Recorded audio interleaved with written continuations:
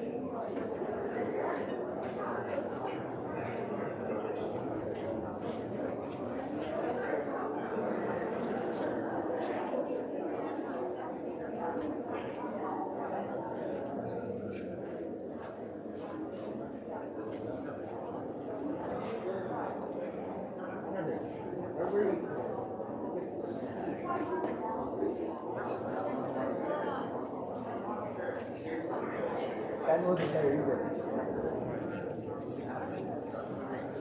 I wasn't walking. Probably.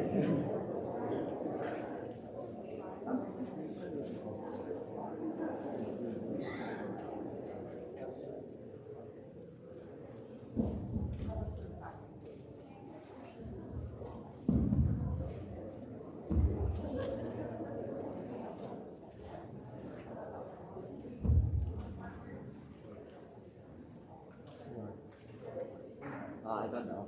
I got 6 weeks of PTO.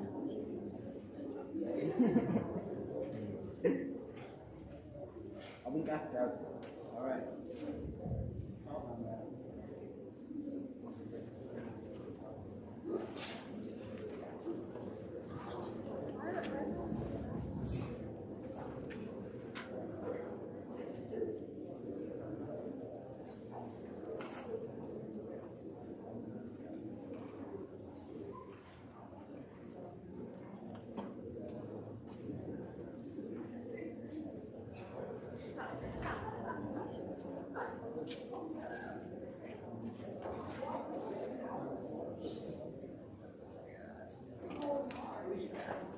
Can you switch the output?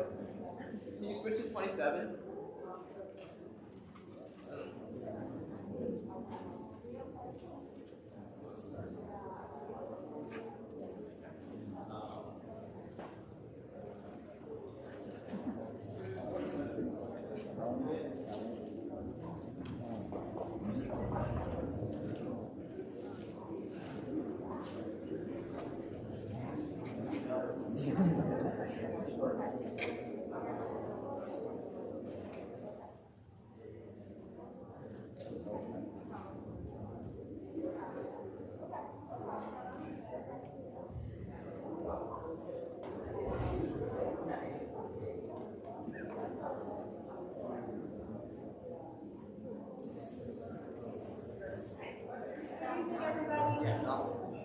Welcome to College Bound tonight. My name is Megan Hinkson. I am the interim director of guidance here at North Middle High School. We are very excited to welcome you all here tonight for the kickoff to our college admissions process for the class of 2023. What year is this? What are we doing? I just want to introduce a bunch of people before we get started. First, our guidance counselors, Ms. Katie Hebert. She works with students whose last names are A through COQ. This is Sarah Coles, students whose last names COR through HAM. This is Megan Francis, students with last names MAN through PEO. Ms. Caitlin Regato, students with last names HAN through MAN. Ms. Fong Tran, last names PEP through TI. I work with students whose last names start with TO through Z, and we have Ms. Lexi out here, one of our interns this year. To start our program tonight, we are very lucky to have two all-stars in the college admissions game. We have Andrew Carter from the College of Holy Cross, who is the Deputy Director of Admissions, and Mr. Joseph Carlo, who is the Dean of Enrollment and Director of Admissions at Worcester State University. These two experts are going to answer a bunch of questions. We're going to do a little Q&A for the first 50 to 55 minutes or so. Let them talk a little bit about their schools, what they find is important and helpful for families going through this college admissions process. We'll also have an opportunity for you all to ask questions of them as well. All right, so let's get started. Great. So first, I was hoping you both could share a little bit about your respective schools and the type of students that typically are applying to programs there. Everybody hear me okay? I'm Drew, working at Holy Cross. Holy Cross is a small school in the college world. We have about 3,000 kids. So the type of student who's interested in Holy Cross or schools like Holy Cross typically sees themselves in a smaller community environment where they get to know people. Our classes have about 17 or 18 students, so that high school version of the classroom, that size is what we find at most small schools. We're also a residential school, so we attract students that picture themselves living on campus as a part of their college experience. There's a lot of great small residential schools in New England. And we're also, we require every student to come in without a major. So while we certainly want students to come in with ideas about what they're excited to study in college, we sort of require everybody to start off with a blank slate and then take the classes that they want and to figure out their major after taking college classes. So Holy Cross is a little unique in that way, but lots of schools give you flexibility as far as when you declare your major and the possibility of entering and declaring as well. So small residential school, and the last thing I'll say is we're in a big city, we're in Worcester, which is the second biggest city in New England. We usually pause there for the cheers, or the gasps of excitement. So small school in a big city, and that's again, I think a lot of students who are attracted to Holy Cross and schools like Holy Cross are looking for the smaller experience, but want the variety of options available off campus. Thanks, Drew. Hi, everyone. Good evening. My name is Joe DiCarlo, and again, I'm the Dean of Enrollment and Director of Admissions at Worcester State University. Just a little bit about our university. We've been around for almost about 150 years. So we are a public liberal arts and sciences university located on the west side of Worcester, so we're on the other side of town from where Holy Cross is. We're medium size. We have about 5,300 undergraduates on our campus, and then about another 1,000 or so students that study in our graduate school. We are in the Massachusetts Public University State System, so you've got the 5 UMass campuses, and then the 9 state universities. We're the 3rd largest out of those 9, following Bridgewater and Salem State. But we're very similar to Framingham, Fitchburg, and Westfield State as well.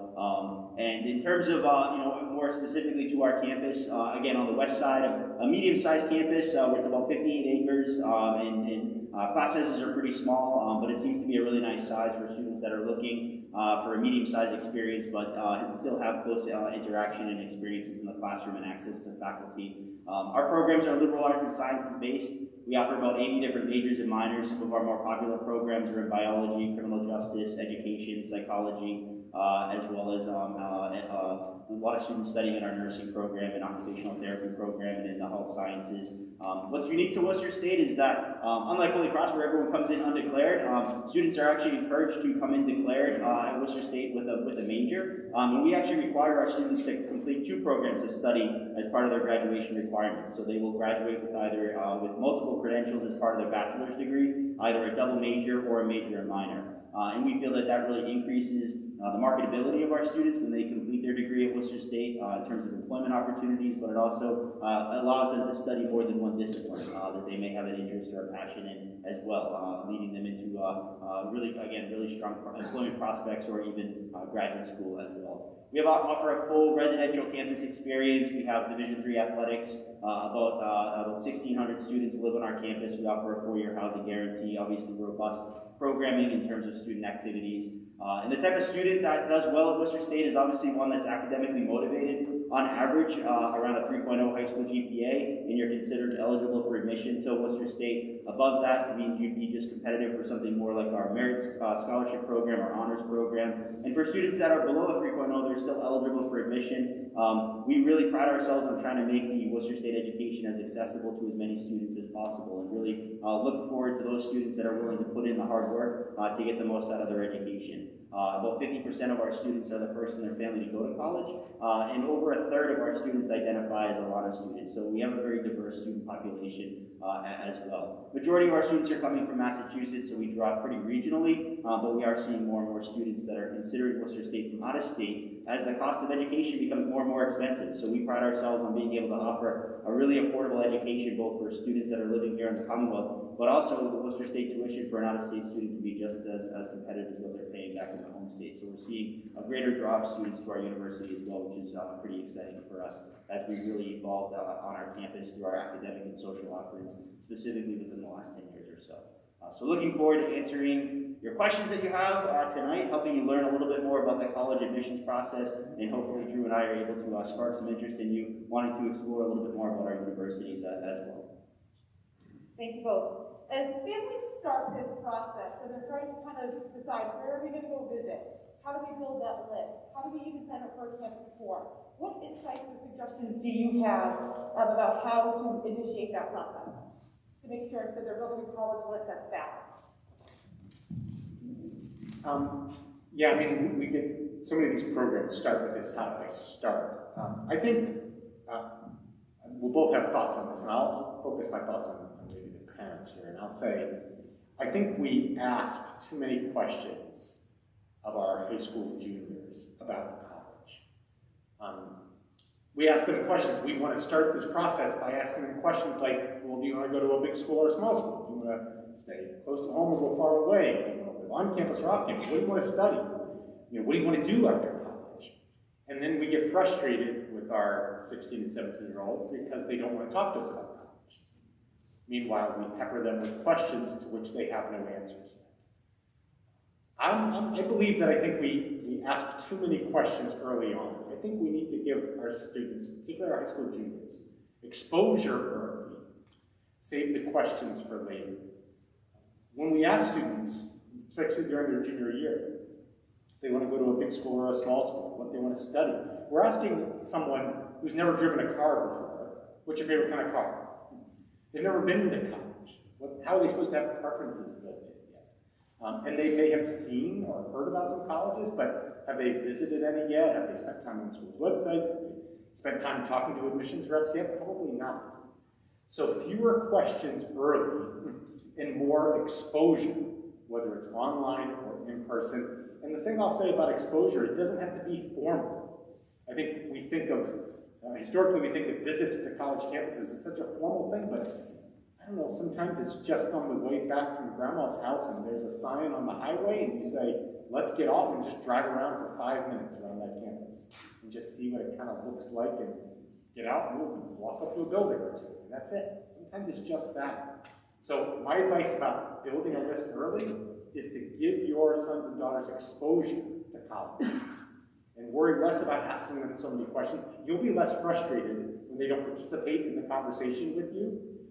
They'll be better prepared to participate in that conversation where they can start to reveal preferences after they've had exposure. So exposure first, questions second would be my first advice on building a list. I would just add that I think it's important to have some diversity on your list as well. I think many of you right now, as you're beginning the college search process, you're really excited about all the opportunities that might be that are out there for you, right? You might be thinking, I've grown up in the same town since kindergarten. I want to go far away, and I think that's exciting to explore, and you should certainly keep those opportunities open and keep those types of schools on your list, whether they're geographically far, whether you're thinking you want big school, but you also want to balance that out with maybe some colleges and universities that might be a little bit closer to home, maybe not, maybe have a school that's maybe a little bit smaller in size, just because what you might think you like now might evolve and it may become clearer over the course of the next 18 months. And I think if anything, the pandemic has sort of taught us that, right? Some things that are out of your control can change. And so this way you find yourself in an opportunity having a list that has options on it in terms of size, location, affordability, selectivity. And I think you'll be surprised as you go through this process that how you originally thought out of schools that you were going to be interested in might not necessarily be the exact type of school that you ultimately end up picking in the end. So having that diversification on your list will be something I think that will end up being pretty valuable for you throughout this process. And it will help you identify and explore things that maybe you weren't considering. So it's really, again, about opportunities and opening up your perspectives to consider all the different types of options out there. There's going to be a lot of resources thrown at you. You're going to get a lot of mail. You're going to get directed to a lot of websites.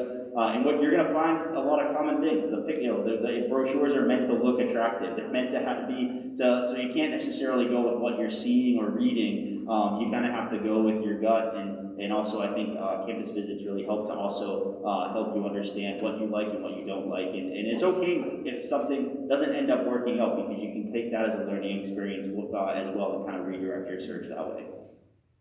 Thank you. As families are in that exploratory phase and checking out colleges and building that list and taking campus tours, what are some of the things that they should even be looking at or taking note of when they go to campuses, both for formal tours or informal tours or experiences? I mean, one thing I'll say is that I think campus tours, making a visit to a college campus official in some way, if you're able to take an admission tour, I think that's a great idea. understand that there might be restrictions based on COVID right now, and some protocol might be a little more rigorous. I also think it's really important to try, if you can, to spend time away from admissions when you visit a college campus. The tours are great, the tour guides are great, but as Joe was explaining with the brochures, just know that those are trained tour guides. And sometimes it's when you decelerate your visit and step away from admissions and spend a little time on that college campus that you start to notice the things that you didn't notice on the college campus, on the campus tour. That's when you notice, and I always say, where do you go? If COVID protocol permits, go to the student center. Find the coffee shop in the student center, get a muffin, get a scone, get a smoothie, and just sit down. And when you're there, you are going to see advertisements for what's going on that campus, on that weekend on campus. So you're going to see displays of student activities. You're going to see kids talking to each other. You're going to see faculty interacting with students. And you will get more insight into student life in the sort of 10 minutes you spend at that coffee shop in the student center than likely you would have gotten from the slick brochures that you print or from the campus tour. And additionally, you get a chance to sort of process. I think sometimes on the campus tours, the tour guides are firing so much information at you that it can be a little overwhelming. But if you can step away and decelerate afterwards, spend a little time in the student center. The last thing you'll see there in the student center at the coffee shop is you'll see copies of the student newspaper. Now, we want you to read our brochures because we spent a lot of money printing those brochures. But if you want real insight into what student life is like, pick up a copy of the student newspaper, understanding that it's students talking to each other, not to you. So students are going to complain in the student newspaper, they're going to argue in the student newspaper, but you really will see what students are talking about, what they're debating, and what's going on the weekend if you pick up a copy of the student newspaper. So making these visits to campus is great if possible. Doing the admission side is great. Listen to that tour guide, but also try to decelerate your visit and spend 10 or 15 minutes in the student center.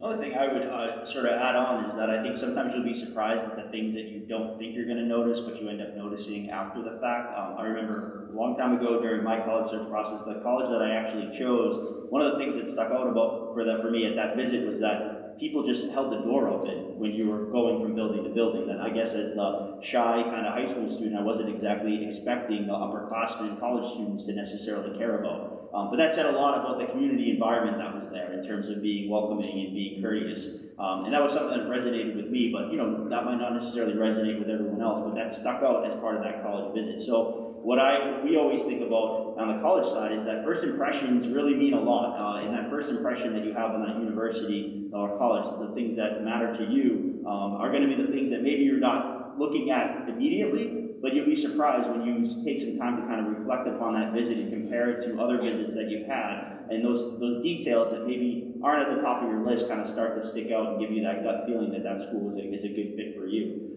So it's kind of not necessarily always thinking of focusing on the big shiny buildings, the newest buildings on campus, but thinking about, is the campus well maintained? And for some students, how close they can live to the dining hall, because food is really important for them. Just even how they're greeted, or even how the college communicates to them as part of their visit in terms of paying attention to details of where to park, giving you a parking pass, giving you clear-cut directions on where to check in on campus. Those are some of the details that I think can make a big difference in that campus experience and give you that feeling that it's a good fit for you and a good match in terms of what you're looking for an overall experience. We tell students all the time that the way that they feel really says a lot, because if you feel comfortable on the particular college campus, you're going to be more open to experiencing new things and really taking full advantage of that college experience. If there's any type of hesitation or it just doesn't feel right, that's probably a pretty clear indication that maybe that school might not be necessarily the best match for you. So for us, a campus visit really can tell a lot, and you can have an idea of sort of what's important, but you'll probably be surprised, and I think a good piece of advice is to give yourself some time to reflect upon that visit after the fact,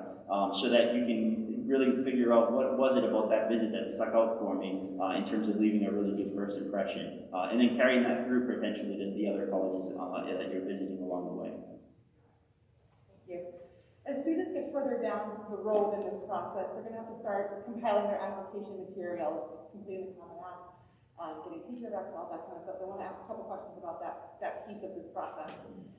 There are many application deadlines that colleges use and types of applications. Can you both kind of talk a little bit about what type of application deadlines your colleges use and what type of student should be applying to these different types of applications, like ED versus regular admission, rolling admission, if that's an option, all that kind of stuff? I'll start because we like to, at Worcester, we like to consider ourselves to have a pretty streamlined application process. We basically have two ways to apply, either through our institutional application or through the common application. We see probably over 95% of our students utilize the common application. And really, in terms of ways of applying, we offer early action, which is non-binding. It has a November 15th deadline, and we typically will get a student decision back by about the holidays. For students, most of our students that apply early action are typically offered admission. For those students that aren't, they're going to be given another look through the regular decision process. And after that, after early action, we pretty much just work on a rolling basis. So as applications come in and they're completed, they're reviewed by our admissions committee, and then we notify the students pretty soon. So we're constantly reviewing applications, making decisions, and constantly getting those decisions out to the students. In terms of what's required, pretty much your transcript. For us, that's the most important piece, and that's pretty common amongst the other state universities as well. We focus and place the most weight on your academic record. For us, that's where most of the indication, where most of the criteria are for us to determine, one, if you're prepared academically to make a successful transition to our university, and two, you've completed the required coursework in high school to, again, meet those graduation requirements and indicate that you're going to be a good student at Worcester State. Test scores are optional. Again, most of our students are applying test optional now. Worcester State's been test optional since 2018. Due to COVID, the last 2 years, we've been test optional for all of our majors, including nursing and occupational therapy as well, which in the past had still required test scores. That's a component, but again, really your transcript, what we're seeing on that transcript, your grades, the rigor of your curriculum, your course selection, for us that's the most important piece. Again, for those students that are strong students that have that 3.0 and higher, you're going to be admitted to our university. So we really don't focus as much on your letters of recommendation, your activity sheet, even your resume or your teacher recommendations, because you've proven that you can do the work and you're going to be successful on our campus based upon your academics. But for those students that maybe are below a 3.0, those other components are considered and do provide a greater picture for us in determining and hopefully eventually offering you admission to our university. We really try and take an approach where we are looking to admit you to our university and not necessarily looking to deny you to our university. So it's a pretty streamlined process. Again, works through pretty much a rolling admission type timeline, and we try and streamline the requirements to make it as easy for students to apply as possible. This process starts with range of decisions made about where you're going to apply. And those decisions are made through conversation with your counselor, but also a million other pieces of information. You're going to talk to neighbors and older cousins and uncles and friends. There's so many people who are going to give you advice about schools you should consider or schools you should apply. That eventually will bring you to a point next fall when you're going to have a shorter list of schools to which you may apply.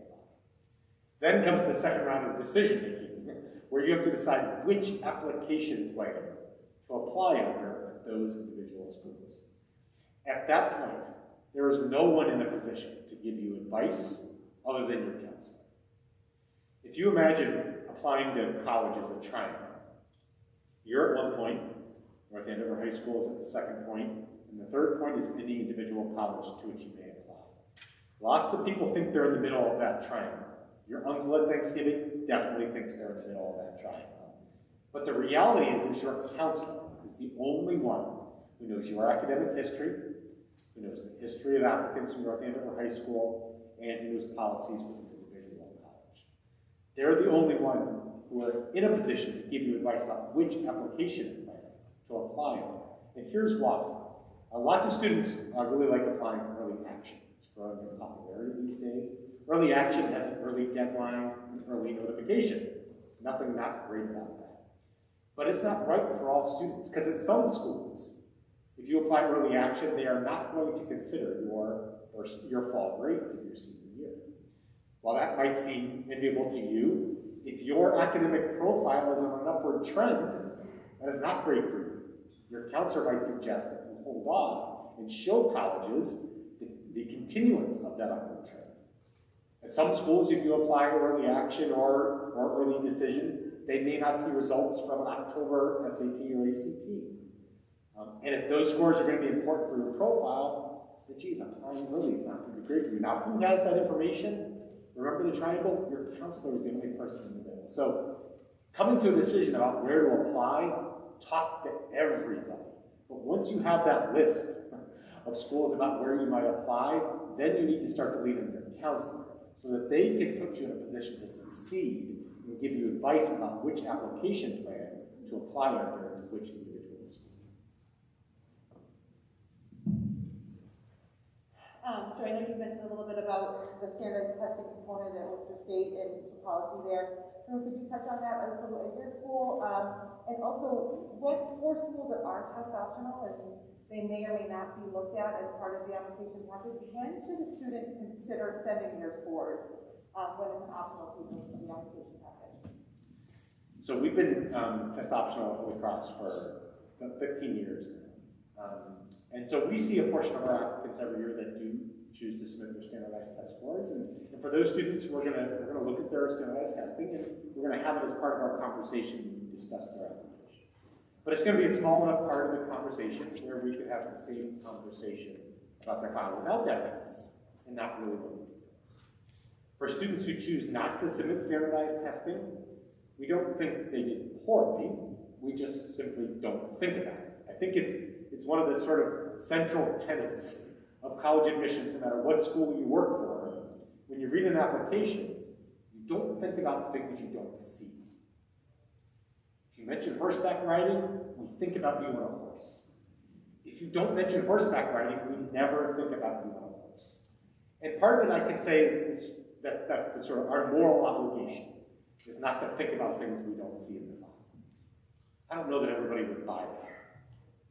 The real truth is that we're reading with too much speed. We're reading too fast to ever stop and think about unicorns and rainbows or anything else that we don't see in the application. So whether or not to submit your scores to an individual college that is test optional, again, that's another great conversation to have with your guidance counselor. Because part of it might be about how your testing fits into the overall testing profile at that college. But it also might be about what your testing says about you and how it fits in with your application. Again, remember the triangle there. Testing has never played a smaller role nationally in the world of college admissions than right now. That's good, I think. But testing can still play a role in your application if it's going to show a strength and if your counselor suggests that you submit your scores to the schools to which you apply.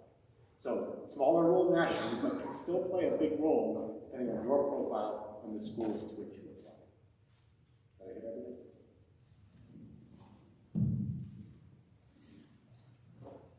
When students are compiling the different components of their application, one of the pieces is teacher recommendations. What should students be keeping in mind when they're going to ask specific teachers for a letter of recommendation? Some people say, oh, it has to be my junior year English and math teachers, or should it be someone who I have in class and as a coach and as this and as that? Is there a rule of thumb, or what do you typically look for from the teacher letters of recommendation? Here's one thing I'll tell you, and it's one of the secrets. I think kids think that they create their application for college during their senior year. That's not true, actually. You've been creating it all along. You've been creating it since the first day of 9th grade. You just submit it during your senior year, but it's been compiling all throughout your high school career. In one piece, the teacher recommendations, for a lot of students, those students are creating the content for their teacher recommendations every day during their junior year. Lots of students will ask teachers they have during their junior year to write recommendations. These recommendations don't just pop out of nowhere. They are created from observations. Teachers write the things they've observed in the classroom during junior year. These recommendations are filled with anecdotes from junior year. They're filled with adjectives that they've observed during junior year. And I know this sounds cheesy when I say it, but you write your own recommendation.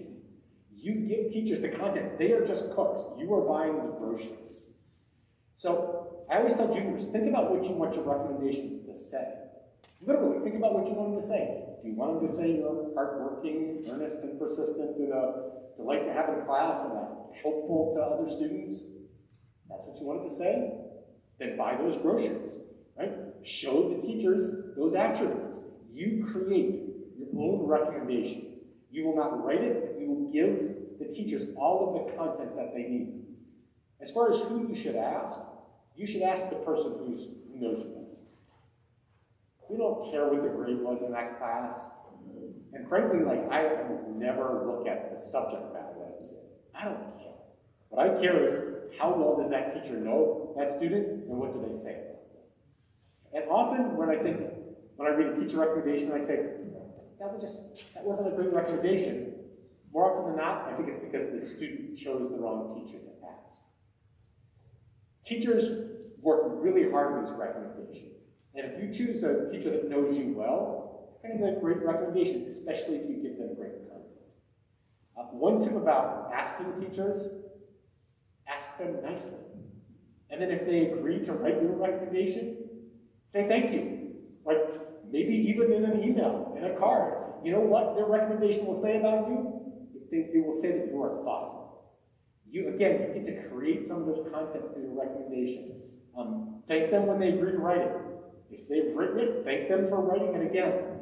This is a great opportunity to develop traits and attributes that are going to make you successful in college and after, and also to create content for the recommendations that are going to support your application.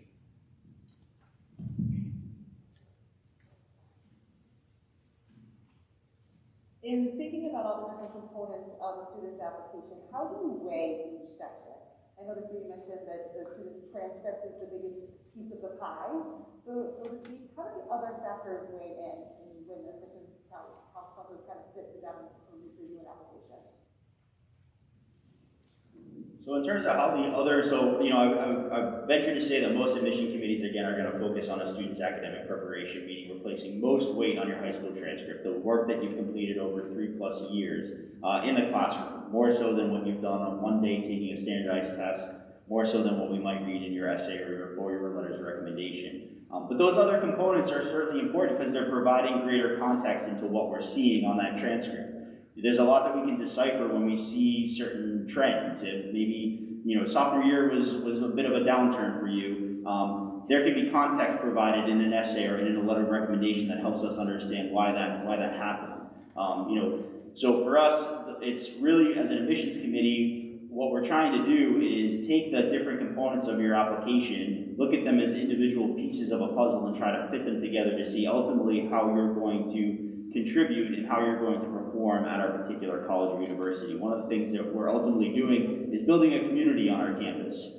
We want students that are going to do well academically, we want students that are going to be good citizens on our campus, and we want students that are going to contribute socially. And so there might be particular things that we're looking for in terms of the unique characteristics of our university that will determine how successful you're going to be in that transition. And again, we want students that are going to do well. We're not doing anyone any favors if we admit a student that we can tell from their application that they're not going to be successful when they ultimately get to our campuses.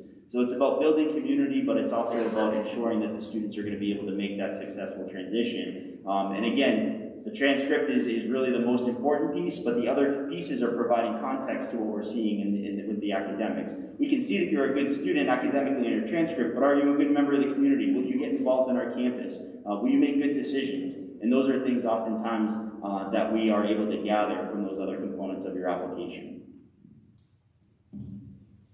The college essay is often a point of stress for our students. They don't know what they should be writing about, what topic is really going to be the thing that they remember, that college admissions officers remember. What insight do you have about the college essay, how you view it, how it's incorporated into the admissions process? I think Drew's definitely going to probably have more insight to share on the college essay than maybe I can, because again, for us, we enjoy reading them, but it's not necessarily a required component of your application. So my advice is to really try not to overthink your essay or your essay topic. Again, it's a piece of a larger application. I don't, in the 18 years, almost 19 years of college admission experience, I can't think of any instance where a student wasn't offered admission based upon something that we read in their essay, unless it was really, really, really bad.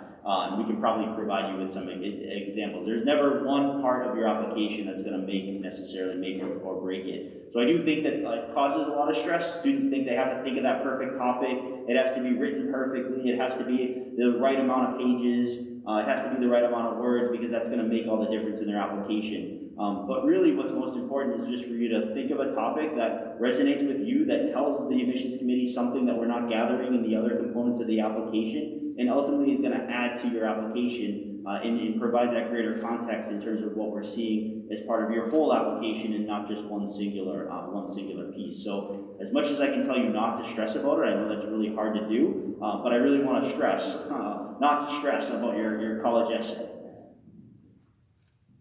Yeah, I think you're totally right, Joe. I mean, it's not the most important part of your file. Your academic profile is the most important part.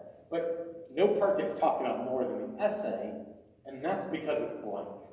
It's 650 words that don't exist yet. And you have the absolute total control over it, whereas the rest of the file, most of it you don't control anymore. Your grades, a lot of them are set in stone. The recommendations you don't write, your extracurricular activities, a lot of those are in the past, but the essay is completely blank. You're going to forget 99% of the advice you get about the essay, and that's good, because almost all the advice you get is bad. Because it comes from people who don't work in college admissions. It comes from your uncle at Thanksgiving. That guy thinks he knows everything about the essay. Your neighbor, your older cousin, they all have ideas for you about your essay. The reality is you will write the best essay on the topic that you want to write about. Not the topic you think you should write about, not the topic your uncle thinks you should write about, not the topic the guidebooks say you should write about, and most importantly, not the topic your mother thinks you should write about. That does not make your best essay. And our reaction to your essay will always mirror your sensation when writing that essay. And for a lot of students, I think they're bored when they're writing their essay, because they're writing on a topic that someone else told them to write about. I keep a list of my favorite essays every year. And on the list, I keep the student's name, where they went to high school, and what the topic was. And I end up doing a lot of workshops, and so it's easy for me to find those essays. And I've got probably 15, 16, 17 years of these lists, and usually there's about 10 or 15 that make the list each year. So you can do the math. How many great essays have made it to my list? And you could go and look through the topics, right? That would be the interesting thing. What are the great topics of the best essays that I've read every year for almost 2 decades? And I'll tell you, about 10 to 15% are the topics that you probably would guess. Surviving genocide, house fire, overcoming cancer. Some of these, that's about 10 to 15% of the best essays I read. About 85 to 90% topics are about nothing. They're about small things. They're about things that the student actually just wanted to write about. Favorite pair of shorts, my love affair with Starbucks, what it felt like to swim in the ocean that one day, why I owe my parents' lawn. And my favorite essay, and actually I think Jonah probably deserves some credit for this one. My favorite essay that I read last year, and I've told this story a bunch since in the last 12 months, but it seems to come full circle because we're here today. My single favorite essay I read last year was a student who was in the crowd a couple years ago as we talked. So I think we deserve some credit because we advised her to a great essay. Her topic was about that our father is sometimes kind of embarrassing. It wasn't in the 10 or 15% of these, students sometimes think they have to write about these humongous topics. She wrote about how her dad is sometimes kind of embarrassing. And it was a topic we could tell she had a lot of fun with. She had a lot of fun writing it. I had fun reading it. If it's meaningful to you, it's meaningful to us. So choose a topic that you will find something when writing, whether it's a meaning or just enjoyment or mojo, that's exactly what we'll find when we read.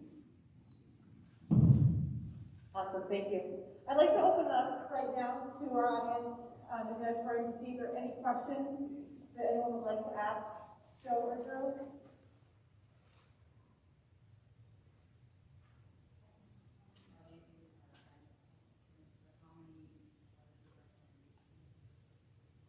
The number of recommendations would be at minimum one. Do you have a limit? One to two is typical. Yeah. When do you schedule interviews? After you apply or before? Interviews. Can we talk about the roles of interviews? Sure. So some schools in the Willard College admissions do interviews, a lot of schools do not. It can be a little bit confusing, but it's worth knowing that every school who offers interviews has their policy readily available on their website. So the idea that it's confusing, right, to know the policy, I don't really see that as a realistic obstacle. When schools put their policies on their websites, they're also going to put their time on it. Most schools who do interviews will begin offering interviews over the summer after the junior year before the senior year. In most situations, not all, but in most situations, it's not necessary to apply before you interview. In some select situations it is, but for the most time, it's fair to assume that you can begin interviewing in the spring or summer before your junior year, and that it's not necessary to apply before you interview. But every school, if you sign up for a school's mailing list, really their email list, they're going to tell you their interview policy, and if they offer interviews, they're going to give you a link to it. I know it seems like a lot of junk email, and it is, but it's also a news feed. We're going to send you lots of marketing messages, but we're also going to send you lots of important information. And you can just go to that email inbox and just search for interview, and you're going to find all those announcements about interviews from the colleges that you're interested in will be in your inbox. So sign up for those email lists, and you're going to get all those policies in your inbox. Other question? Maybe for Worcester, how do you enter into an honors program? Is that based on selection or application? So generally speaking, I mean, a university or college that offers an honors program, you're usually considered as part of the admissions process. So again, when you're thinking about trying to lessen as many barriers as possible for students in the college application process, we want to try and streamline it. So specifically at Worcester, by applying, you're automatically considered for our honors program, and that decision is going to be made whether or not you're invited based upon your academic credentials. So typically students that fall in about the top 10% of our accepted student pool will likely be invited to join our honors program. And that's, I think, consistently how it works for most colleges and universities, although there might be some that require, the admissions application might kick off the process, but they may also require an additional essay or perhaps an interview or some other component to signify your interest in being considered and ultimately getting an invitation to that honors program. But I would say the vast majority of colleges are going to consider students for the honors program or even for, say, a merit scholarship as part of their application process. Thank you. Other questions?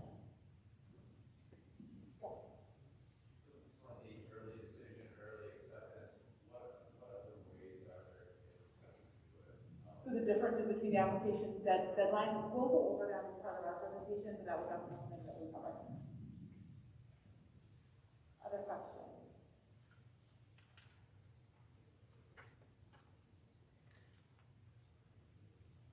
One final question that we were kind of talking about in our office, how has COVID kind of changed the process for families and students? Are there things that, other than when you visit a campus, things to kind of be aware of in terms of campus policies? Are there other places students may have had changes in how they're graded?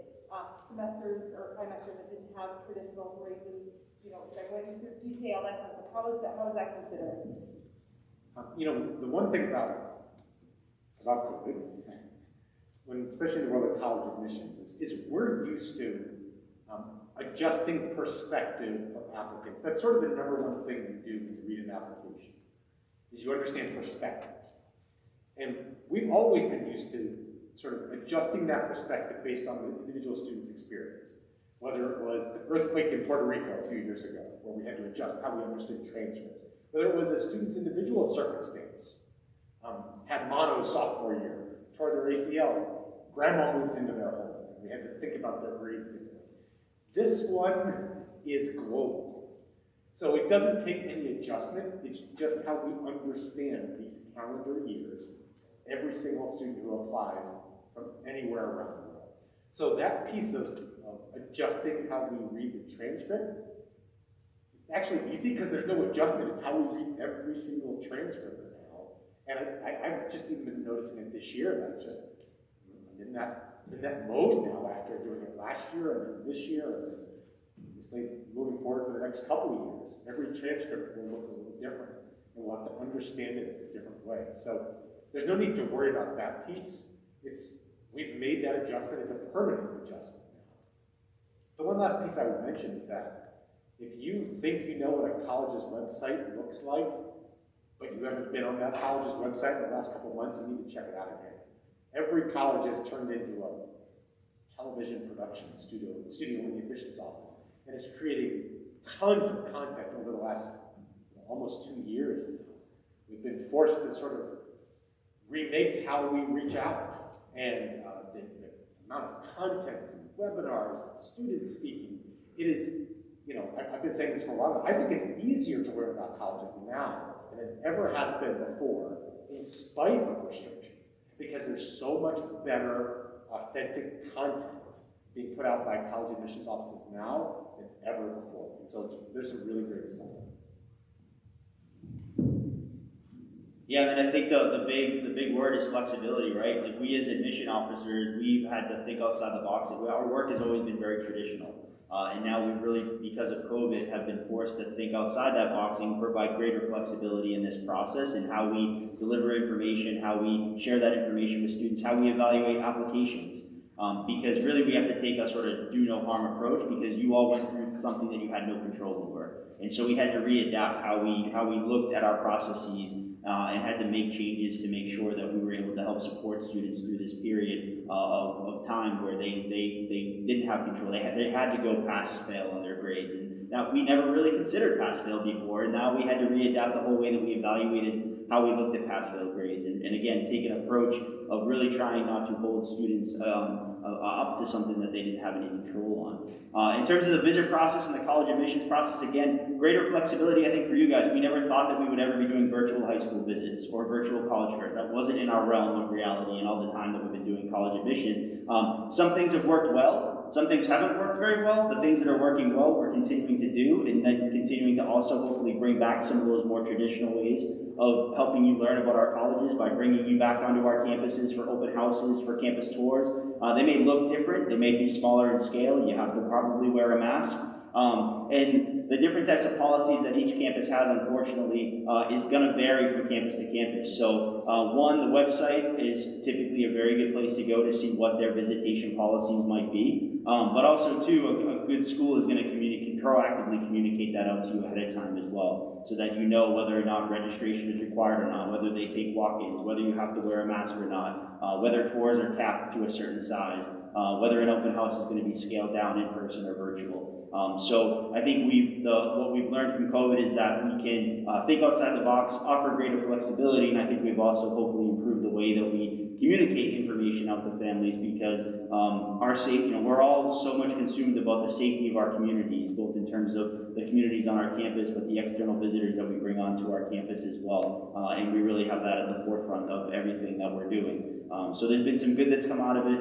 There's some things that we hopefully will be able to do away with sooner than later. We want to get back to some level of normalcy. But I think there's been a greater, it's helped us, I think, really look at a lot of processes and look at a lot of ways that we've done things traditionally, and helped us really think about how we can be more innovative, more strategic, in a way that ultimately helps you, the families and the students through this process learn more in a thoughtful way.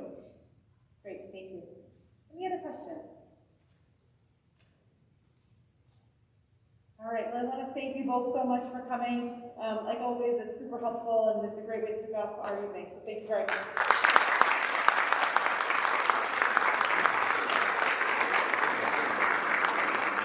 We're just going to have a quick transition in 5 minutes. We're going to bring down our screen, and then our counselor will start our presentation. Okay, so we're going to stretch and Take a minute, thank you.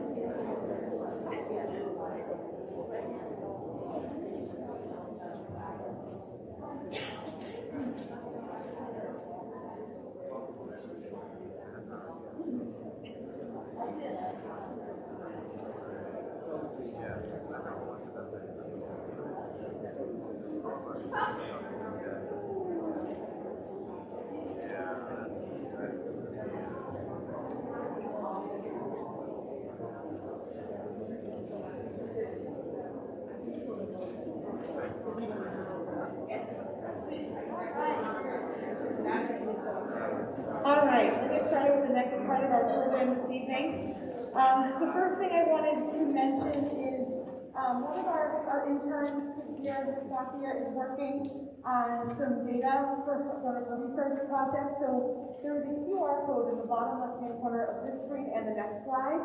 And essentially, it's a pre-test information, a pre-survey and post-survey of the information that you garnered tonight. If you wouldn't mind taking a few seconds and completing these surveys for her, that would be awesome. We really, really appreciate it. It's just really helpful for her research. So that's that.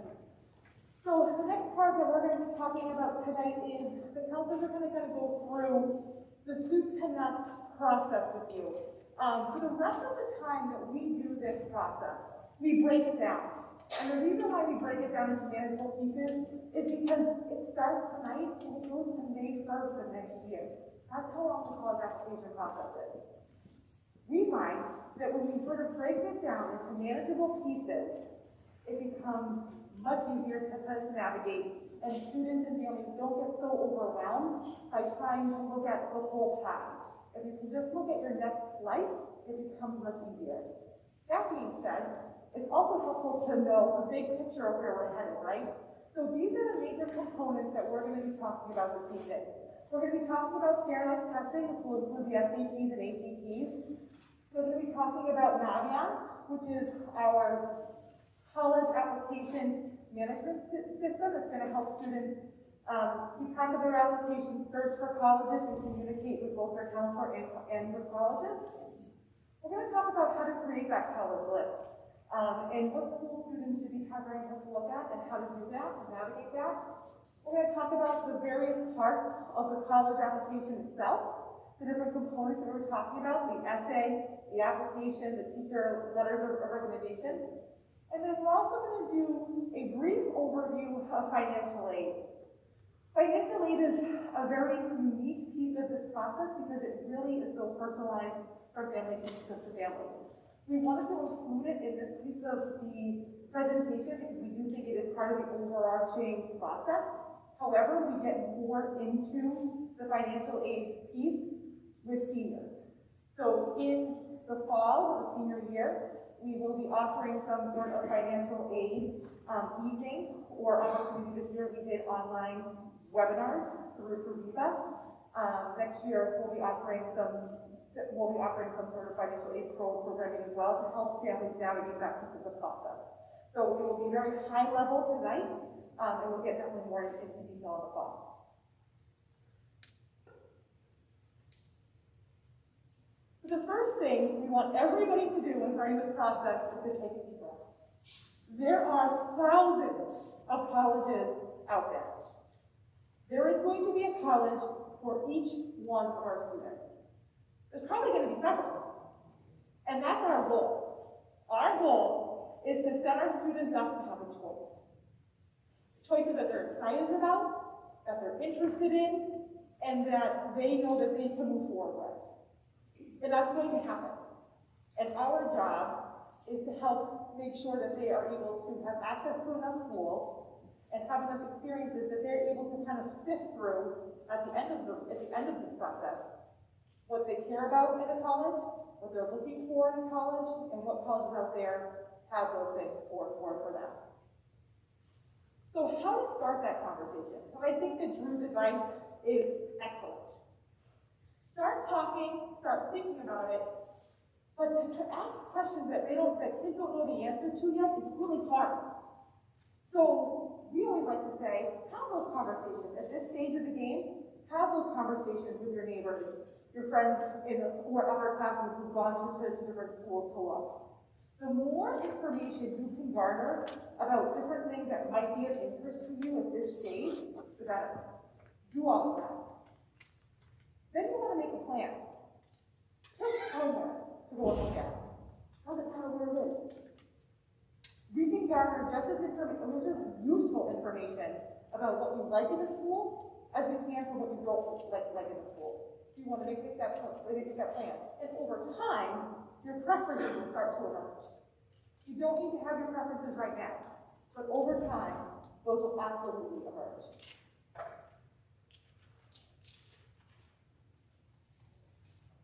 Hi, everybody. The first concrete step you can really take to help in your college admissions process is to plan for the standardized test that you would like to take.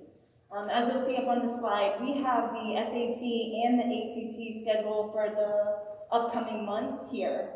And the reason the first thing we're talking about is because we recommend that every student take either the SAT or the ACT at least once, regardless of the test optional policies. We want to make sure that you have a score just in case a scholarship program requires it, or a specific major requires it, or you do really well and you want to send it in for potential merit money or honors program opportunities. So it is important that you guys start talking about when is a good time to take either the SAT or ACT, or maybe you want to try both. Truly, the biggest difference between the SAT and ACT nowadays is the ACT has a science section that is part of your score. The SAT does not. Other than that, they are touching upon the same content and scoring upon the same. The other difference is the alternating months.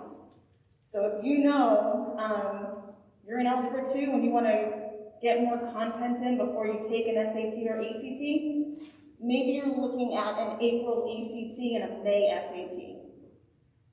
If you are in a pre-calc right now, or you're taking an SAT prep class with us at the high school, maybe you want to take a March SAT to see how you do. The March SAT is important to note because that is the one that we host here at the North Andover High School for our students and neighboring students. That is available on their website now. The next time we will offer an SAT is in the fall. We are not an ACT test site. All right. See where my notes are. Okay, so we put the information for our websites, for the SAT and ACT websites up here for you. We do not have access to your accounts. So once you create a College Board account for the SAT or an ACT account for the ACT, make sure you write that username and password down, give it to a parent, send it to your email. They can be kind of a pain to get into if you don't have that information handy. That goes for all college things that we're going to talk about. Anything you are creating a username or password for, please write it down and store it somewhere safe and make sure a parent can access it too. A couple important things up here to highlight. Over on the ACT, on the ACT section, we mentioned the accommodations. If you are a student who has accommodations or is looking for accommodations, both the SAT and ACT have that as an option. Please reach out to your guidance counselor to get that started. Additionally, if you are going to take these exams once or twice or once of each exam, make sure you're doing something to prepare for that test if possible. There are plenty of resources out there, books, websites, classes, tutors, but each one also has a free resource. If you go to their website and you're playing around and registering, Khan Academy works with the College Board and Kaplan works with the ACT. Utilize those free resources. Help yourself take advantage of the SAT or ACT so that if you do really well, that you have the control to send that to schools and potentially benefit from that score. With the test optional policy, if you're like, I don't want to do standardized testing, why should I don't even need to send it. Again, there may be instances where it's required or it will highlight you, and we want you to have it in your back pocket so we can cover all your bases. Any SAT or ACT questions? Kaplan. No? All right.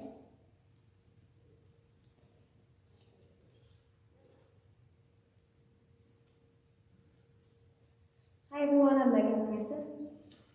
There are many different resources out there for you to start the college search process. Naviance, I'm going to give you guys a little tour of that in a minute. Naviance, all students will have to use next year. That is how we send transcripts and letters of recommendation through Naviance to colleges. So it's a great idea to start using that now. We looked earlier, it looks like about a third of our juniors have already registered for Naviance. Those who have not, we're going to be mailing home a registration code in the mail this week. So students can go on, register, take a look. What I love about Naviance is that students are compared to other students previously from North Andover High School. So it gives a really accurate look of how your chances are of getting accepted to the school. I'm able to view the schools that they put on, and parents are able to view what the kids are doing also. So that's been really helpful. Our guidance website, check that out every so often. We do put new information. We put scholarship information on the website. And then these are a few, College Board has something called Big Future, which is a real helpful resource for kids. CapEx, I like, it gives students the ability to put in their information and it shoots out an estimated what their chances are of getting into schools.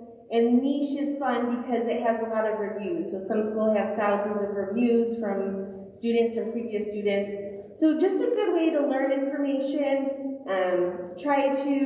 Visits are the best. So if you can go visit schools, that's really the best way to figure out if the school is for you. But while you're home and until you can do that, I would go check out some of these websites. I think the school's Instagram is helpful, Facebook, Snapchat, just to go get a look and see what the culture is of each school. Students at this point, usually I recommend my students to start putting lots of schools onto their list. So in their junior year in the spring, add schools that your neighbor went to. Start to build that list, learn about the schools. As you start to visit schools and learn more about colleges, you're going to learn more about yourself and what kind of school you can see yourself in. You're going to start to answer the questions that you'll be needing to ask, like, do you like being in a city? Do you want to study abroad? So once you start that list, then you're going to eventually start to narrow it down. Ideally, most kids would have a list that looks a little bit like this. Every year I see kids that come in with 20 schools on their list. Nothing really wrong with that, but it just means that they haven't started now to do that research, to build the list and then narrow it down. So then you're going into your senior year with this huge list, and it can be pretty daunting. I even say to kids, the worst thing that can happen is you get accepted to all these schools. And they don't believe me, but it's true, because then it's such a hard decision. So there's so much data out there that can really help you make an educated decision about the schools that you're applying to. Also like to remind families to have a financial safety school. So make sure you look at the price as you're applying and start to think about that as you're making your list. Okay, so getting to Naviance, I usually recommend going to our high school website and then going to guidance. And then right here, Naviance. Student. If you haven't registered for that first time, you're going to put in, hold on one second.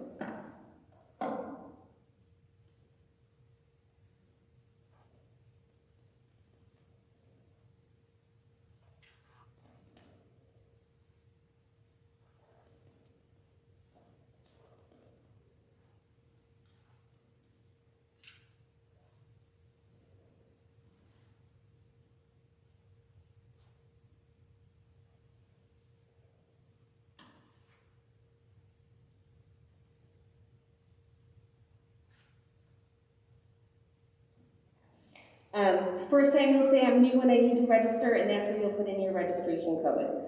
And then going forward, hopefully it'll be easier than it was for me. You'll just remember your password and go right in. So here is what it will look like when you log into Naviance. Up here are the different topics. Self-discovery. This is great if you really have no idea where to start. As you can see, so many different tools that you guys have access to, which are really cool. So the Strengths Explorer helps you kind of identify what your strengths are. It just asks you questions about yourself. I think it's important for all kids this age to start to ask yourself these questions and try to figure out. I'm not saying you need to know what you want to do for a career, but I think it's very helpful to start thinking about that right now and start to learn more about the different careers that are out there. So this is under self-discovery. And then college. So there's a lot of really cool stuff on this website. I'm a bit of a Naviance nerd. I think it's really awesome, and I think we're lucky as a community to be using it. I'm going to just go through some of the highlights, and I encourage you to go home and play around with this. at home. We also have a packet of very detailed instructions that kind of walk you through every single tool if you want more information about that. And then when we meet with kids in the senior year, we give them a very detailed checklist with information about each tab they need to go to. So you by no means need to be an expert in Naviance, but I think it will be fun for you to look and see what it has to offer. Supermatch, this is a quiz of sorts that will ask students a bunch of questions. So starting out, you may not have these answers, so it can be a little bit overwhelming to start here if you really don't know what you want in a school. If you have no idea where you want to go or what you want to major in, you may find your list that pops out as really, really long and not very helpful. So as you start to go through the process and start to really figure out that you want to be in a city or that you think you want to major in marketing, then you'll find this to be much more helpful. So this will just go through as you go in. I've already done this, as you can see. And you just, pick your states that you want to go to. Then you will go to the next one, pick your major. And as you go through, it will produce a list of schools, and then it tells you, how closely correlated it is to what you put in, and you can put here what you want if you want it organized by cost.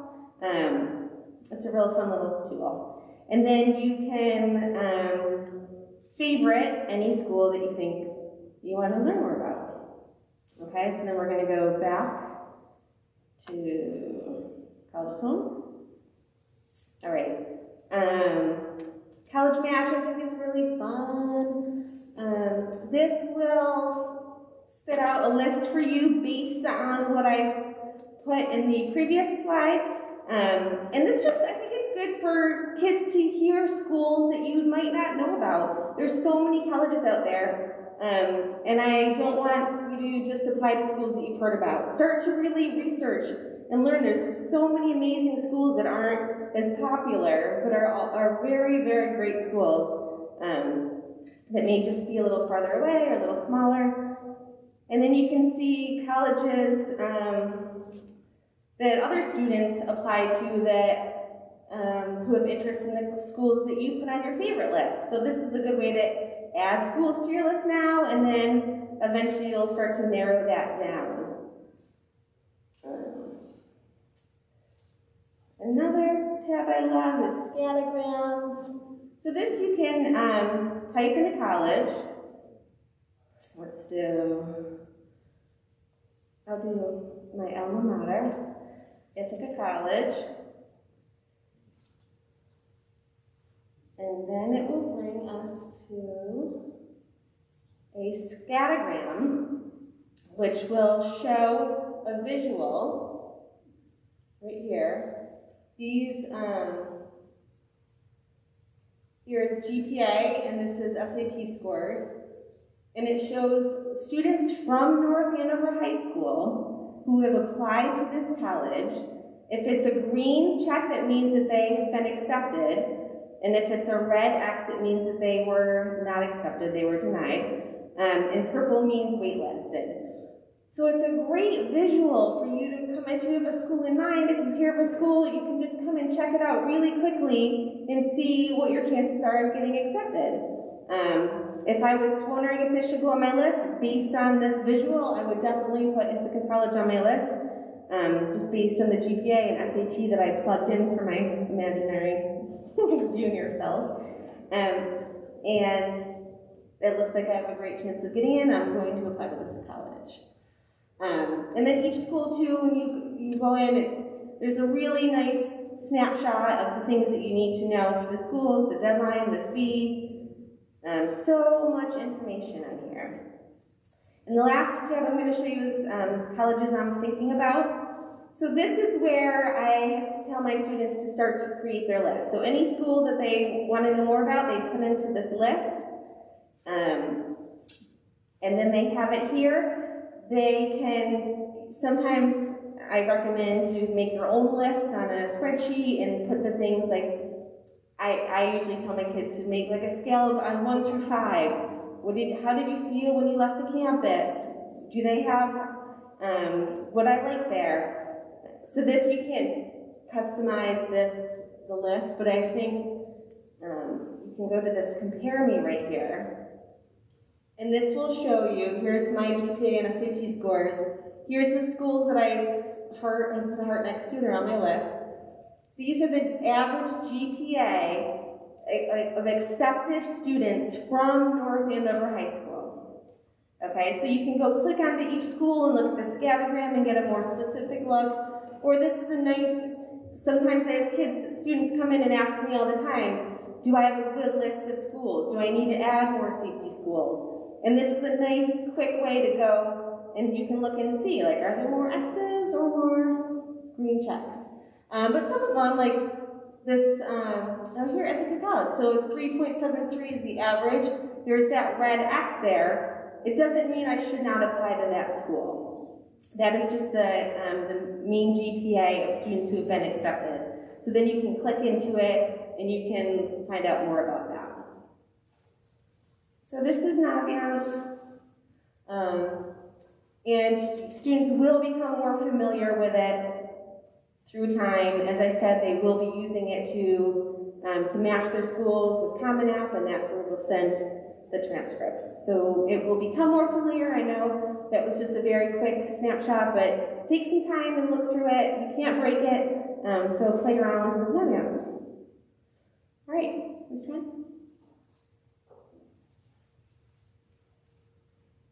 Hi everyone. So we're going to talk about demonstrated interest. So demonstrated interest is essentially how schools access and keep track of how interested a student is in attending their school. Essentially, there are many ways to do this, and like Drew and Joe said, like you can either get on their email or mailing list, or go on college tours, interviewing with any of the admissions reps, either emailing school-specific questions to admissions office. Those are good ways to do it, especially for those schools that are kind of far away, that you can't just go and visit. So you should definitely email anything, any questions that you have. Make it known that you are interested, and that could be either going to our college records virtual visits, and you can register through Naviance. It's on the front page when you log in. And we also encourage campus visits, and that's juniors have 3 documented visit days, and as seniors you'll have 5. What we ask from you is to fill out the college visit form and return it 2 days before attending your college visit, just so we can document your absence on cover school. And so talk more about college visits. So the college visits are a big component of your college search. Like everyone has mentioned so far, going there, you will be able to figure out like what your interest is, and then your preference, either class sizes of schools, either whether you like the dorm room or like how they like food and stuff like that. Those are big things that you should definitely take into consideration when you're coming up with a college list. There are definitely different ways that you can definitely check out schools, and that's either going on their school website and scheduling a college tour. A lot of college tours include a panel, which includes either admissions offers, advisors, or students. That's where a good opportunity to even ask questions that you might have. And then there are also other kind of college tours. So like what Drew said, definitely go on campus, even if it's not to have like a tour guide, right? Go on campus, check it out yourself, whether that's walking around and either people watching, right? It's nice to see what the school culture is like, what they can offer the students. Some students might not like you might not like that, let's say, the type of events that they have or the type of food that they serve at certain dining halls, but you won't figure that out until you're on campus and experiencing it yourself. So when you're on college tours, you'll be definitely talking to college guides. Those are usually trained students, but we recommend asking these type of questions when you're talking to either college reps or even students that you know that are attending these schools. Like about dorm rooms and what kind of activities and internship opportunities there are. I think getting to know a bit more about these colleges are important. Like you won't find it on the website rather than talking to like people who has attended these schools or are attending these schools. And I feel like most students will be upfront with you. I felt like whenever I was talking to any potential, so I went to BC, any potential students, I would tell them like, you should definitely visit this dining hall, like this is the best sandwiches I've ever had. Or like going to one of the libraries that looks like Hogwarts, like things like that you won't really see until you're talking to people who are at the school, so yeah.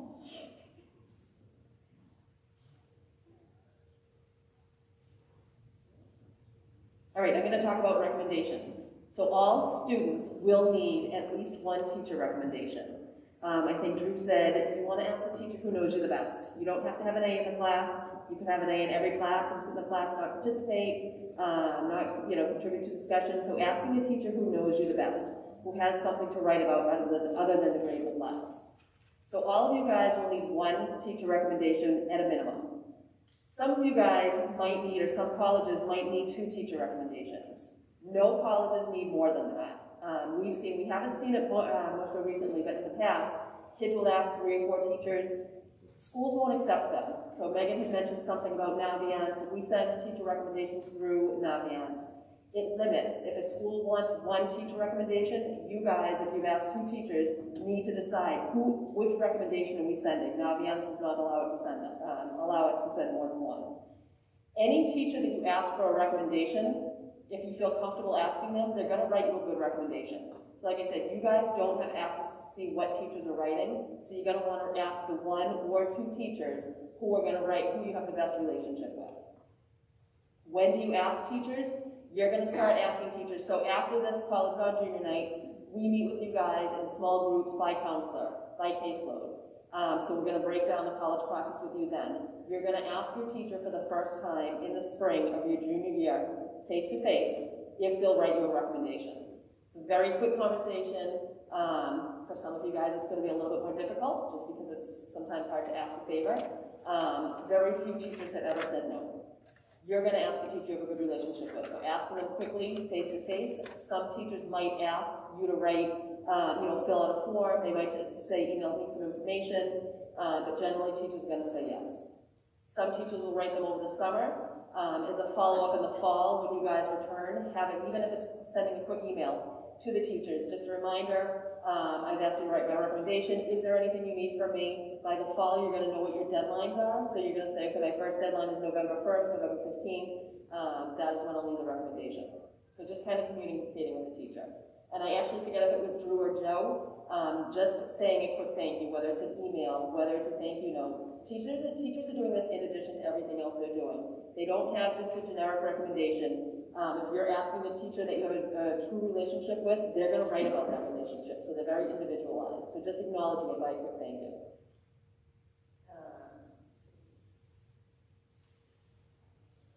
Then there's the counselor recommendation. So in Naviance, which Megan gets very excited about, there is, in the About Me section, there's a counselor recommendation form.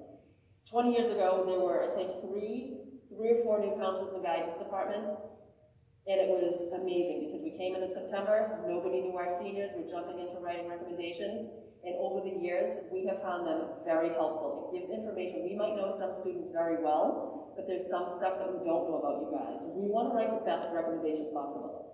So if there's something that you want colleges to know that there's no place for in your application, and that we as counselors might not know about you, this is the perfect place to put that information. We ask you guys to try to fill that out over the summer. We'd like to say we write our recommendations over the summer. We don't always have that opportunity.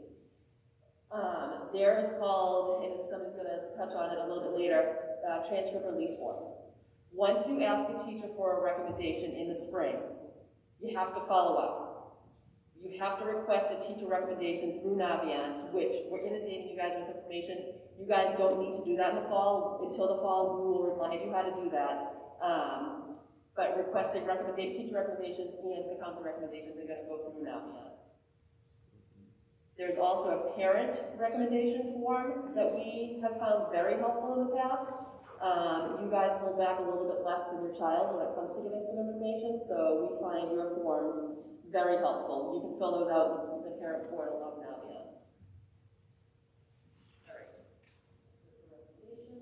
All right, so this question was asked, application types and deadlines. These are the 4 most common application deadlines. Unlike a homework assignment or if you missed a test, these are not suggestions, these are actual deadlines. So if you miss it, you're out of luck. So early action and early decision are similar in the sense that they're November 1st, November 15th, sometimes December 1st. You send your applications early, you get your notifications if you were accepted, denied, or deferred, generally sometime late December. The huge difference is you can apply to as many schools as you want early action. Early decision is binding. So if you're saying that you're applying to a school early decision, you're saying if you get in, you will go. The student signs a contract, the parent signs a contract, the counselor signs a contract. The only way that you can get out is if you can prove that your financial situation does not meet the financial package that they have given you. So if you get into a school, if you apply early decision, if you get into that school, you now have to notify all your early action schools that you withdraw your application. Does that make sense? Early action, early decision. Again, earlier deadlines. Regular decision is generally a January 1st, January 15th, February 1st, February 15th, March 1st deadline. If you guys are motivated and say, okay, I'm going to apply to some schools early action, but I'm going to send my regular schools out as well. The schools that have a January 1st or 15th deadline, schools are not reviewing those applications until the deadline or after. The deadline is when everything's due, and then they take a couple weeks to review, update your profile, and then they'll notify you guys later on. Okay? So those big differences are the dates.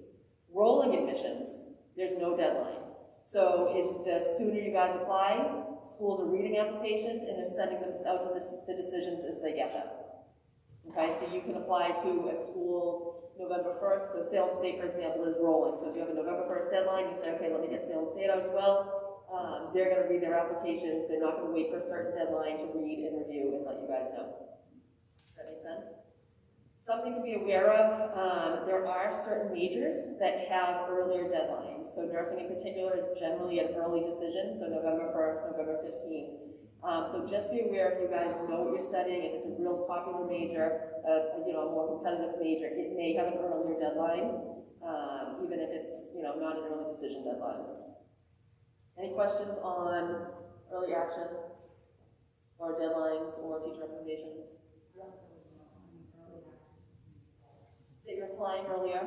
So early action, it's not binding. So like regular decision, you can apply to as many schools as you want, and you have your notification earlier.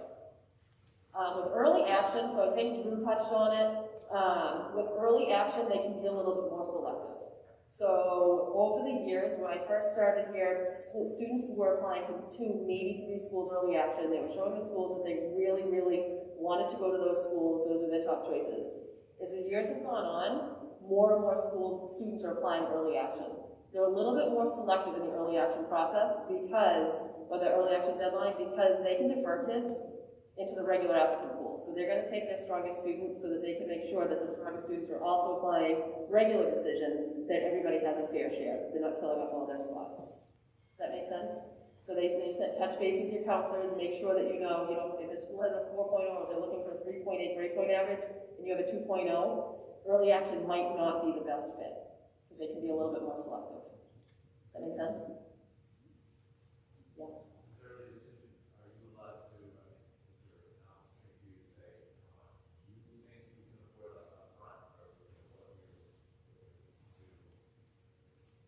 That, I think that comes down to kind of knowing financially what works for your family.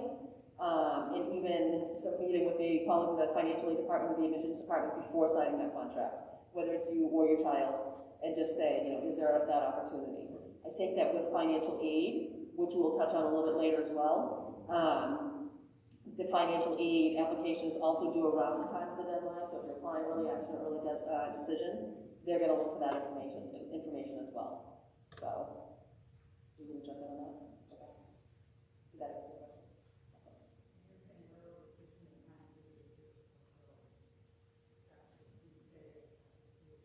So early decision. They'll send out the financial package as well. Generally, if you are applying, if you filled out your financial aid at around the same time, they'll send you your financial aid package when they send you your admissions decision.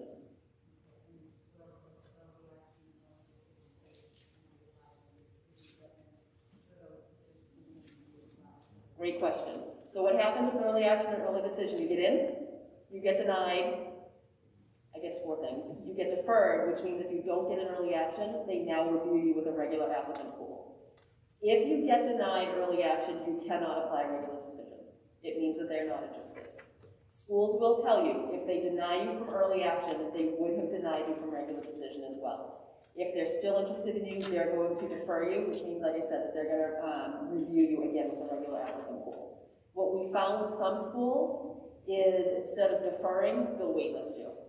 So you're not accepted, you're not denied, you're not reviewed with a regular applicant pool. You're now put on a wait list. So once they review everybody except people in this room, they may take you guys off the wait list. Not a ton of schools are doing that, but some schools are moving towards that. Any other questions on deadlines?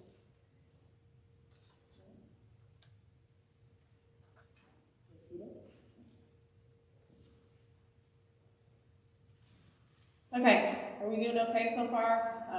Anyone overwhelmed? A little? Okay. So I'm here to overwhelm you more. We're going to talk a little bit about the application process. I'm not going to go into the nitty-gritty of it. You guys are not applying right now, right? You should be in the research phase. You should be building your list. You should be searching colleges. But I do want to kind of go over what to expect for the application, kind of when it's due, when you should be filling it out. So the biggest tip that we can give you when you're doing your college search, when you're planning for your future, get organized. Okay, you're going to get a Naviance login, a College Board login, a Common App login, a different password for everything. So the best thing that you guys can do to prepare for when you're ready to fill out your applications is going to be organized. Like Megan had said, if you have a spreadsheet, put the names of your schools down. Every school is different. So you're going to have different deadlines, different requirements. Syracuse requires 2 recommendations. Villanova only accepts 1. So you're going to want to kind of look at those things and think about them and have them organized for when you go to sit down to do your application. So that's kind of the biggest tip is just knowing that everyone's going to be a little different. So the more you can be organized going into when you get your list narrowed down to where you really want to apply is going to be the most helpful for you. As for the application itself, there's a couple of different ones. Common App is the one you're going to hear the most about, right? So the Common App is one application that you can send to over 900 schools. Probably 95% of your applications will be through a Common App. So it's one application that you can send. In addition to that, this is where they get you, is each school will have additional questions on the Common App, and I'll touch upon that in a second. So there's the common application, and then there's a school-specific application. So I think Worcester State had mentioned that, Joe, so you can apply to their school via Common App, or you can use the Worcester State app. One application is not better than the other. It's whatever you prefer. Most kids will do the Common App because they've already filled it out for another school, so it's just a little bit easier. It's less time. So just something to kind of keep in mind there, that every school is a little bit different there. Things on the application itself. There's no mystery. You know all the answers. It's about you, okay? It's going to have your name. What school do you go to? Your grades. What classes are you taking? But then there's going to be the piece about the activities and the clubs and the things that you've been doing in your spare time. That's the place on your application where an admissions counselor gets to know a little bit about who the person is. They talked about building their class, right? We're looking to have a class of kids who are going to be invested in our community. And this is where you get to tell them how you've been invested in your community here. If you're sitting in the audience now and you're thinking, crap, I don't have anything to put in that section, it's okay. Now's the time to start adding some of those things in. Find a club, an activity, create one. Colleges love kids who work if you have a job. If you have to babysit after school because you have a younger sibling, that's okay too. That's what you're doing in your spare time. Those things are all good, but those are all types of things that will go on your application. Under there, you'll see where it says supplements. So supplements are basically just extra questions that different colleges are going to ask you specific to their college. So you'll fill out your Common Application, you'll upload your Common App essay, and then for each school that's a Common App school, they're going to have their specific questions that are detailed to them. Unfortunately for you, some of them will have extra essays that you need to write, so we want you to be prepared and leave enough time in the fall to be able to do that. So just something to keep in mind when we talk about staying organized and keeping those lists. Knowing what's expected from each school is going to really help you feel less stressed when you come in the fall. Recommendations, Sarah already mentioned. You guys, we recommend that kids get 2. Some schools will require 2, most really only require 1, but thinking about who you want to ask, if you haven't made a connection yet, there's still time. It's only January, but something to kind of think about when you're thinking about who would be good to write for me. Those are the things that we want you guys to kind of think about. The essay, I know that's a big topic. I thought Drew did a really nice job answering that question. If it's important to you, it's going to be fun to read. We read essays all the time from kids to overlook them for them. It is really fun. It helps us write better recommendations for you when you write an essay that's authentic, that's important, that you care about. It really doesn't matter the topic, but that essay is on the Common Application. You will upload the essay on the Common App. You can actually look at the essay prompts now. You can literally just Google essay prompts for the Common App, or you can go to commonapp.org and check it out. When should you be applying? You don't need to do anything with the application right now. The Common App is up there. You can absolutely look at it, check it out. We recommend that you kind of start creating that account for the Common Application in the summer. So think July, I'm going to create my Common App account and start working on it. July, August is a great time to write a rough draft of an essay when you're not in school full-time and have 7 classes coming into senior year. Those are all great times to kind of get the process started. So the application itself, kids feel a little nervous about. You've never done it before. It's okay to be nervous, but you know the answers. It's not hard stuff. It just takes a little while. We review Common Apps all the time with kids. If you want to do do a once over the summer, bring it in, set an appointment up with us. We're happy to make sure it looks good, it looks perfect, it's what you want it to be for when you hit submit. Remember your deadlines, like Sarah said. It's not like here you can't submit something late, we can't help you with that, so the earlier you can get prepared. But when you're thinking application process and when should I apply and be working on this, you're thinking summertime is when I want to start these applications. Gather all the info. Your list should be narrowed down a little bit more by then, and then you'll know what types of applications to work on. Any questions about that? All right. Oh, geez, yeah, that's a big one. All right, this is a preview for next year. The transcript release form. So, you've done your research, you have your list, you know where you're applying, you're ready to hit submit. Counselors need to know where you're applying, we need to know when, we need to know who's writing for you, and you need to tell us these things, or else none of your stuff from us will get sent. So students, you're responsible for sending in your application, okay? And then if you have to submit test scores, you're responsible for sending those. Your counselors will send everything else for you. Your transcripts, your teacher recs, your counselor recs, your school forms. We take care of all of that. However, we need to be able to communicate about what to send and when. So this form is called the transcript release form. It is the most important form next to your application that you will be submitting. This is, you pick this up senior year. We're gonna go over this in the fall with you guys. We're gonna beat you over the head with the transcript release form, but just a little preview. For every school you apply to, you have to put it on a transcript release form. It'll ask you the application deadline, so let's just say November 1st, the type of application. Are you applying early decision? Are you applying early action? Is this a rolling school? The name of the school, the teachers who are writing for you, and then how are you applying? Is this a Common App school? Is it a school-specific school? Is it a different app? And we give you the options. So for each school, you would fill this out and you would turn it into our office, and that's how we know what to send for you and by when. We ask that you turn these in 30 days before your very first deadline. The reason we ask for that is it takes us a while. We want to write for you. We need to gather all those forms. We need to make sure that teachers are uploading recs so that we can send them. So, and we'll go over this in the fall, but this is kind of a preview. If you have done all the steps that you need to do and you take nothing away from tonight, and in the fall you're like, okay, I'm hitting submit, I want you to remember, wait a minute, there was one more form that Ms. Hebert almost forgot to tell us about in that meeting that we had, and it's the transcript release form.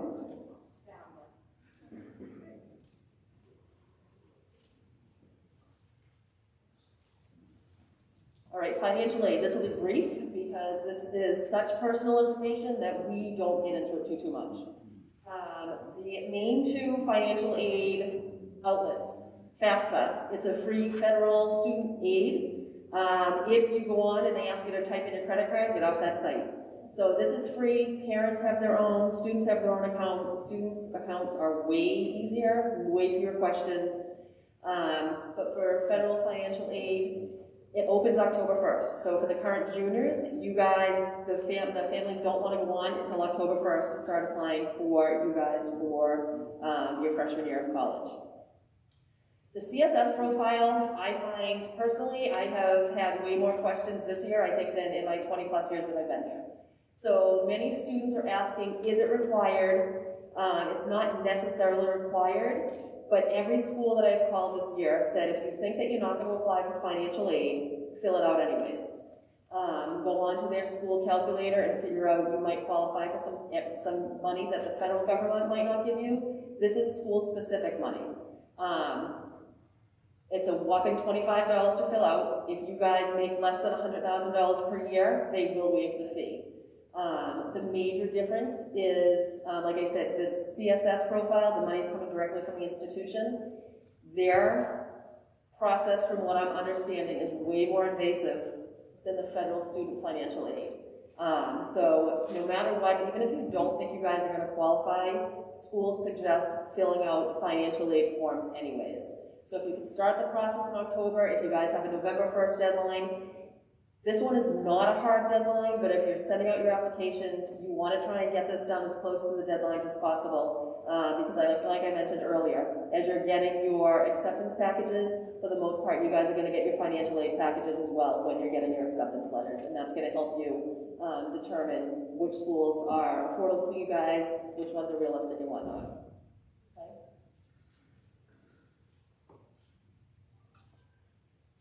Thank you. Okay, so you apply for financial aid, you apply to your colleges and the schools that you're interested in, and you start hearing back. Now that varies, we've talked about that, based on the deadlines you apply to. If you receive admissions, you get accepted into those schools, the first letter or the first notification is going to tell you that. It might have some scholarships along with that acceptance letter, but the full financial aid package comes shortly thereafter. Typically, they don't come in the same letter. It might be a couple days, it might be a couple weeks, but a financial aid package, the full thing, will have these components in it. There'll be grants and scholarships, which you do not have to pay back. You might have to maintain a certain GPA at those colleges, but those are usually renewable and are things that you don't have to worry about after you graduate. There will be loans that you can accept. Those might be school-specific. I believe Holy Cross has one that they give out. And then there are the federal loans from the financial aid application you completed with FAFSA. And then there's college work study. Work study, if you are eligible, is a job on campus, and that money that you earn for the hours you put in can be put towards your tuition. So these are just pieces of the puzzle. College is not cheap. And I think, although we don't have to worry about that today, it's an important thing to think about when you're building a list, when you're on campus, when you're thinking about those financial safeties, that these are all going to be things that you're going to look at in the spring to make an informed decision as to which college you're going to choose. We've gone over from January of junior year all the way through the application process, and you don't make a final decision until May 1st normally. That's deposit day for the entire country, right? For all of the colleges you're applying to. So if you're not doing early decision and you're looking at early action, rolling, and regular decision deadlines, you do not have to make a decision until May 1st when you have all the pieces of the puzzle. So So this evening we have gone over a lot of information, and I'm sure that a lot of your heads are spinning, and we want to make sure that we're giving you the whole picture. But from here on out, we are breaking down this process every step of the way. And our guidance counselors are here to help you as much or as little as you need. We can walk you through every single part of this process. We can answer every question you have 3 times as needed. Leaving here, you have a list of action items both here on the presentation, and Mrs. Conti was handing out sort of a timeline of sort of what to do when. That's how we chunk this process down. So really the things that you're focusing on leaving here, making sure that you're signed up for your standardized tests, starting to think about maybe going to visit some colleges, getting on some campuses, taking some virtual tours. I couldn't agree with Joe and Drew more. How much better virtual tours and the ability to do some virtual information sessions and all that kind of stuff is now. 3 years ago, 5 years ago, it was hard to find a really good campus tour. Now, it's amazing. And that's a really positive thing I think that's come out of this shift in the pandemic. So please, it's a tool, take advantage of it, use it as a screening tool for you as you kind of start this process. So we have some action items, we have a timeline, and really the clock is now we've now hit start. We are available for you guys every day from now until May 1st of next year to answer questions and help with this process. So if you're feeling like, I want to jump in, I want to get this process started, please do it. If you're kind of wanting to hang up and get through semester 1 that ends in a couple weeks and all that kind of stuff, we start meeting with our juniors in semester 2 to kind of start filling that closed college list and having those conversations. You can do that too. But this is a process that if you just break it down into bite-sized pieces, it will be very, very manageable. Each and every one of you.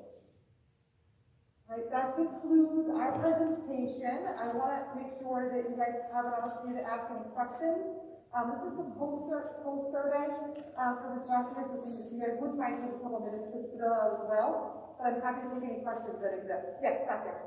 So the Naviance, you showed how to get in with your student. What is the process for parents? Great question. So the process is exactly the same. On your registration card that we're going to be sending out, you can also get parent login. So student has their own login, parent has their own login. Okay. So but the actual website is exactly the same. Is the registration code the same, whatever we did in the mail? It'll be 2 different codes, student code and the parent code. Okay. Yep. Other questions? Yes.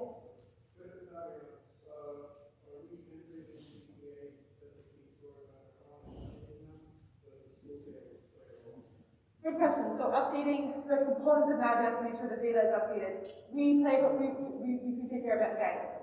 So GPAs will be updated in Naviance at the end of semester 1. So once we run the GPAs for classes at the end of the first semester, we can enter GPAs in then. And we also, I get College Board SAT score reports, so I update those as I get them.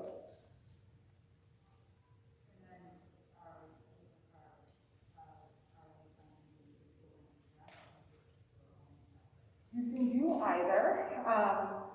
In the parent account, it's really more of a view-only account. You can't really start adding a bunch of schools to their list and doing a bunch of stuff. So for autonomy purposes, it's nice for the student to have their account and the parent to have their account, but if it's easier to go as a student, you can always go with that.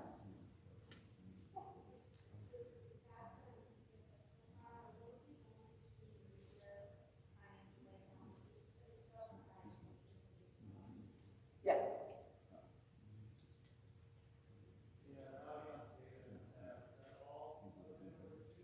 Yeah. So just like your class will be contributing to that data for future grades, we're able to track where our students get accepted, if what kind of deadline they use when they applied, and then we store that data anonymously for future years to use.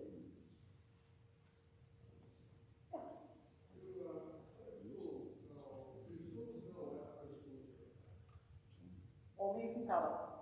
So there might be some schools that ask that question in the supplemental information. I haven't seen it recently. I feel like they've asked that more like 10 years ago, and that's sort of just faded out. So unless you're providing information to them specifically, there's no way for them to know that information. Yeah. Yeah. So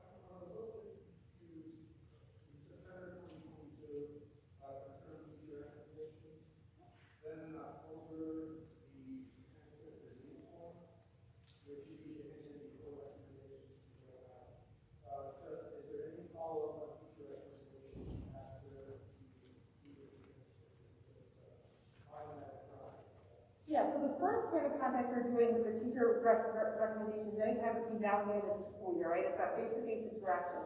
We just want a quick follow-up between the student and the teacher early fall saying, you know, I asked you for a recommendation last spring, just wanted to make sure that you were all set for what you needed for me to make sure that it's taken care of.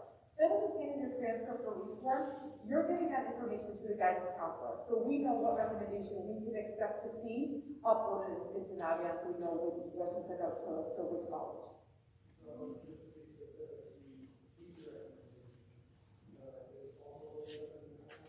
It is. It is.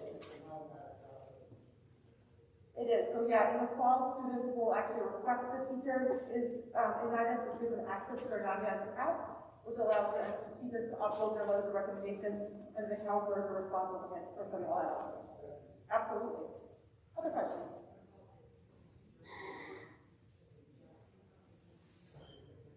No, I think it's like how they were saying, if you have a teacher that you really connected with in your sophomore year, maybe they're also a club advisor for your student, a sports coach for your student, so they have that dual relationship and they really know your student. That's going to be the most holistic recommendation is from who knows your student best. No. Nope. Other questions? They're mainly using Naviance to manage everything for like a student's application. But then in a lot of cases, do you guys use that to send it directly to the schools, or that's where that release thing comes in, where like some schools might have time to do it, other schools don't have time, right? So you're collecting these stuff to help the students get their application in its entirety.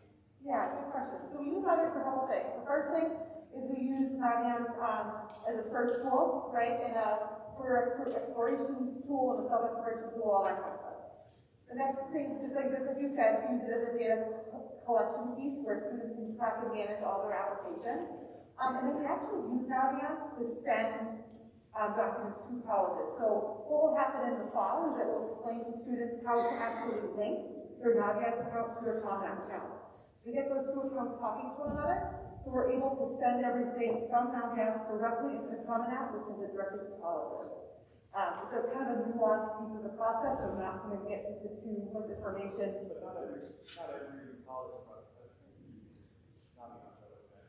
So there are, if they aren't on the Common App, then they accept their online applications via something called Parchment, which is also in Naviance. So we can send college, unless they don't accept anything virtually or electronically, which Georgetown, I mean, there's like, what, 5 that are common. We have to mail everything out to, and we do that the old-fashioned way. We stick a stamp on it and pop it in the mail. But I would say 95% of our applications and documentation that they are able to be sent electronically. Other questions?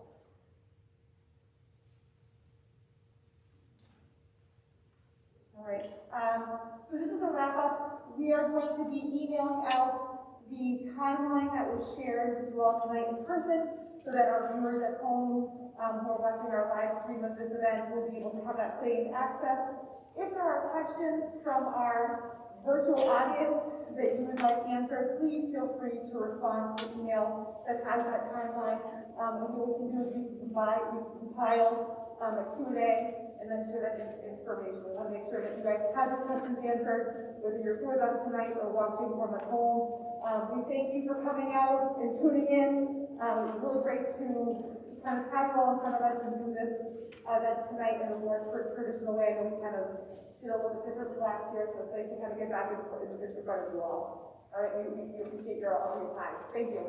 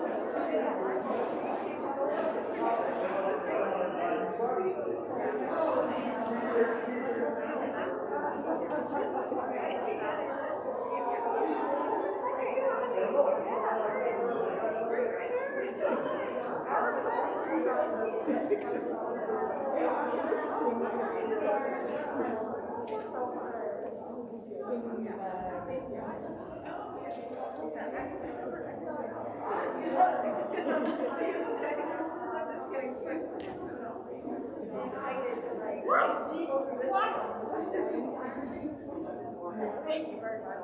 Thank you.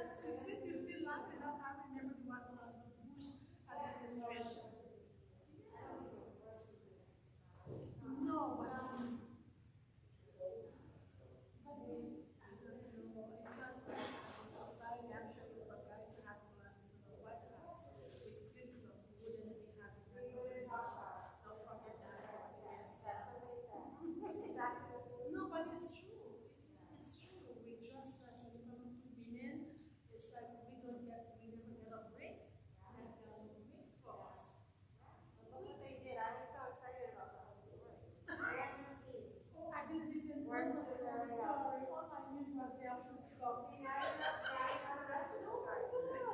Very inspiring story. Very good. Come on. Well, that's exciting. Exciting stuff happening right now. So now we're telling our son Noah his hobby, right? And then we told him, look at Nadine, look at Nadine achievements. We want to see, we would love to see it. Non-stop, it has to be non-stop.